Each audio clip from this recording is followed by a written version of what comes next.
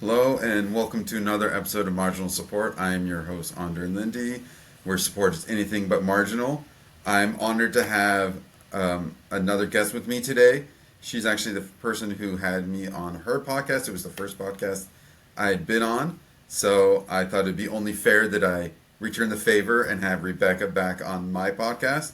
And she's doing something that is absolutely amazing for the job seekers out there. And so I want to shine a light on this. So Rebecca, thanks for being on my show. Yeah, thank you so much for having me, Andre. So, first, I'm Rebecca Novetsky. I'm the founder and host of a podcast called Next Hire. So, Next Hire was born as a passion project because of all my frustration in the job market. I really leaned into my network for support, whether that be for resume reviews, venting sessions with fellow job seekers, or just a referral or mock interviews. And people showed me so much support, and I really wanted to find a way to give back.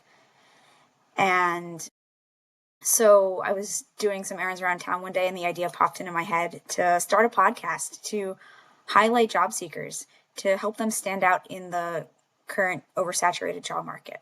So Next Hire is a short form podcast where I interview people in the post sales space, so customer success, customer support, and similar roles. And I give them a chance to really tell the story behind their resume. And then I share it with my fairly large network of folks, and they can also use it to attach to a job application or share with the hiring manager as a quick intro, and stand out to the other folks applying to roles. I myself have 10 years in between customer success and product management. And having gone back and forth, I realized that my passions are with helping people. So not only in the customer success space, but also helping people be in front of the right person at the right time and find that position. I think that this idea of helping people and wanting to give back is just something it's something that's kind of baked into a lot of us on the CS side. So when you say that you want to help people and give back, that just speaks to me, just because that's what most of us are on the CS side, is that we're just natural helpers, natural teachers, and so it's great to hear that from someone else. It just kind of validates how I feel sometimes.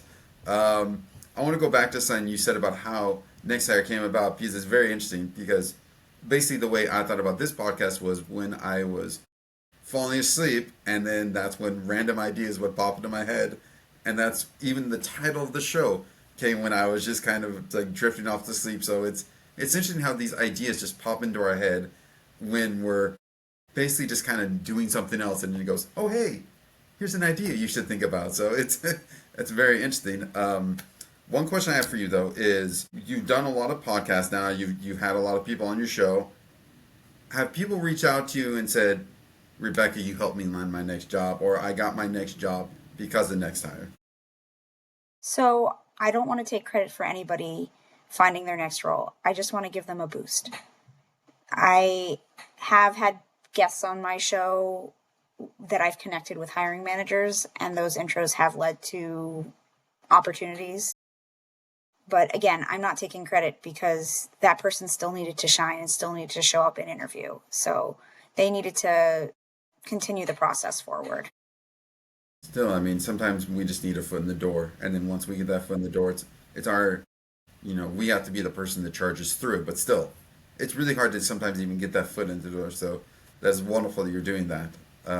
Thank you. As someone who's been in success for a while, 10 years, what is one thing in success that keeps you coming back every day? Like, what is something that supercharges you about going into customer success? Really helping people have that aha moment when they feel confident and enabled to use the platform to its fullest, and they are able to move forward. What energizes you about working in customer success? Like, what keeps you going back again and again, that makes you want to be in CS over and over? Yeah, sure. So I'm super motivated to help people have their aha moment when they are able to stand on their own and use the platform and really understand the motivations and the drivers that keep them engaged with the platform. So oftentimes sales will sell to a executive stakeholder, and then you day one for a kickoff, or even a training, you're working with other people who had no buy-in, and they don't understand why the platform is there or the service is there to support them. So there's almost a reselling process.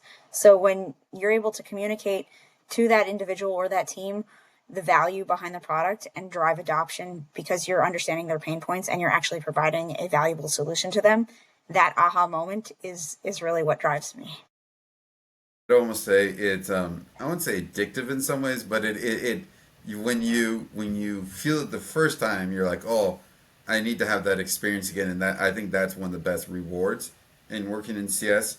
Also, I think some of the best CSMs I've ever worked with are champions of the platform. They're not just people that know how to get around in the platform, but the people that actually know how to use it and really evangelize it for their clients, and then they know how to specialize, saying, here's where I think you're going to use this platform the best. So I agree. If you can give them that aha moment and then make them basically a champion themselves, it makes the platform so much more value to them because then they see value in the platform. Another question I have for you, now you mentioned about that, is what do you think are some of the greatest challenges the CSMs face these days? Okay, so every role is different. Some people have revenue targets, some people have partnerships with an account manager who owns the revenue. I think some of the biggest challenges are taking on AI as it's coming to us. There's constant evolution, so there's so many new tools, but knowing which tools are actually valuable, and instead of dipping your toe into too many and trying too many things, is listening to what other people have tried, and learning from their mistakes and finding the tools that work best. There's really such a wide breadth of stuff. So targeting your biggest challenges and staying focused instead of casting too wide of a net, I think, is Yeah, really one of the biggest challenges. basically not being a scroll. Oh shiny, oh shiny, oh shiny. Like Yes. looking at that, I agree. There's so many things out there right now that you can get distracted and then you can lose track of what you're doing. So with that in mind, what are some techniques that you've done that you've seen that's been successful to help you stay focused so you're not just constantly jumping from one thing to another because they all look great right now, right? So I personally have a team where they're constantly sharing, "Hey, I found this resource. I found this resource." And instead of clicking to open every single resource, I might say, message back, "How do you think this is applicable?" before I start going down that rabbit hole. Have a more targeted idea before exploring things further, because that could suck me in for a couple hours trying a demo and inviting in, or getting invited to engage with a salesperson from another organization. So, or using ChatGPT and saying, "Hey, what? Here's this tool. Share 5 others, and which one's the best and why?" Great idea. I think that's something that I really enjoy about ChatGPT right now is that I can ask it, here's something I like right now. Can you suggest alternatives to me? Mm-hmm. It can be good with a gigantic butt there. Sometimes you have to fact check it and say, is this actually a thing? And it'll be like, oh, sorry, I made that up. So my question for you is when you're starting to use Gen AI, how do you how do you handle these times when it feels like it can hallucinate or kind of give you bogus information? Like, how do you fact check Gen AI when you're using it? You mean like six-fingered humans when it generates pictures? I recently had ChatGPT go through some data for me, and it returned it could not do simple addition. Like, it added numbers and the totals were off by 15 here and 20 there. So it's hallucinating data points. So you have to really be careful. I think that when it's going through, it can give you a synopsis, but expecting it to nail every detail is not it's not capable. It's not human. You really have to meticulously read through anything, especially if you're gonna you can't just cut and paste. You Exactly. need to be meticulous and but again, if it's just giving you a synopsis of what various tech tools are available, then that's a great launch pad before you instead of spending hours reading about different similar tools, you could then focus on one, and then you can even see if people have read reviews and then go from there and make decisions that way.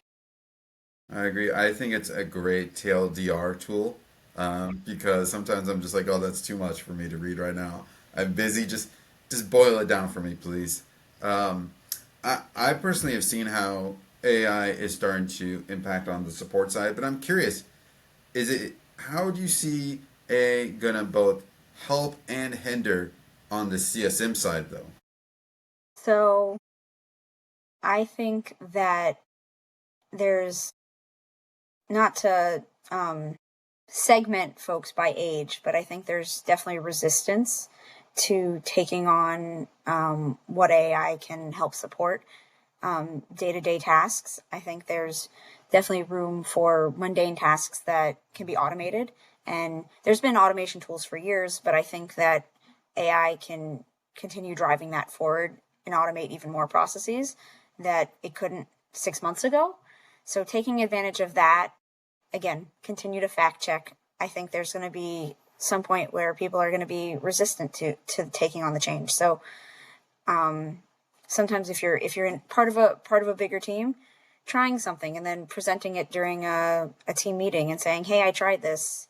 This did work or this didn't work." Showing people what didn't work also, so that someone's not going to replicate that mistake. That is, I really like your approach there because what you're doing there, I think, is what we do a lot in the CS side is that you're both showing people the path to how to do something right, but you're also saying, don't go down this path, which I mean, it's really helpful because how often has someone told you only to do the right things, but then they don't tell you any of the mistakes they've made, and then you make that mistake, you're like, oh, you shouldn't have done. They're like, well, you should have told me then.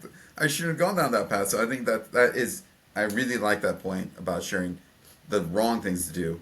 Um, let's see where else to go. So you've been in the CSI for a while. I've been on the sports side for a while, and I know what I would like to do if I started up a support team from scratch, from the ground up. If you were given the opportunity to go into a company and they say you're going to be the first CSM here, you're going to be the founder CSM. One, is that a challenge that you would like to accept? And two, if yes, what are things that you would want to put in place to make sure you have a successful CS org from the start? Is a very on point question with me right now. I'm currently chatting with a couple places to help work through some early challenges in adopting customer success initiatives within their organization. And I think the biggest thing is understanding where their customers are currently at and seeing that the founders are quite overwhelmed with support and building out processes for them. So seeing what data exists and seeing if the data is useful and seeing what processes exist or if there are none. So examine their customer journey and make a map of that and map out what's a more ideal customer journey and finding a way to move the needle to get closer to their ideal journey. Find out what common pain points exist. Is there any documentation? Really getting a more holistic view and making sure that the young company or the young team does not become siloed in its efforts. It's got to be supported across the entire org. So from product to support to engineering and operations, everyone needs to be involved and on board with the process. I couldn't agree more. There's been many times where I've talked to people on the product side. They're like, we don't care unless it comes to engineering. We're not going to listen to you. You're like, we're speaking to the client every day. You should be listening just because we know what they want. So, I mean, yeah, getting everyone on board, I think, is absolutely needed. Getting that buy in from each team is absolutely needed. Um, Now that you mentioned that you are speaking to some of these companies, Are there things that when you are looking at some of these newer companies and you see things, what gets you excited about a company versus what what do you see in a company you're like, no, I'm all okay. I think I'll walk away from this. I think it's the passion behind the team and their excitement behind the product, their belief in the product. Obviously, I want them to have some paid users already that they need to actually have support. But really the passion and the viability of the product. Are they unique to the space? What is their unique offering? How are they going to shake up the market?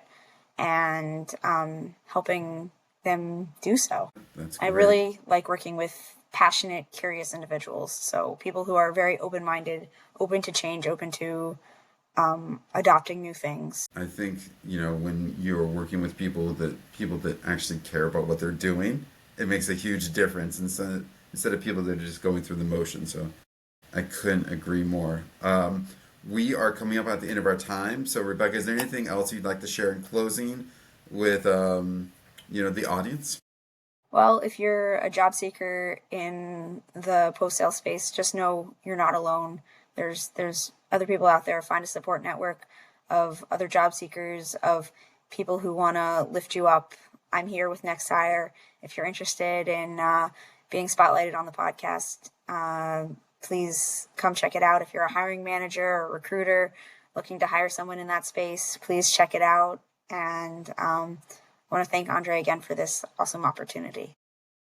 It's my absolute pleasure. And I'd like to remind everyone, as always, that support is not just a job, support is a mindset. All right, I'll talk to you all later.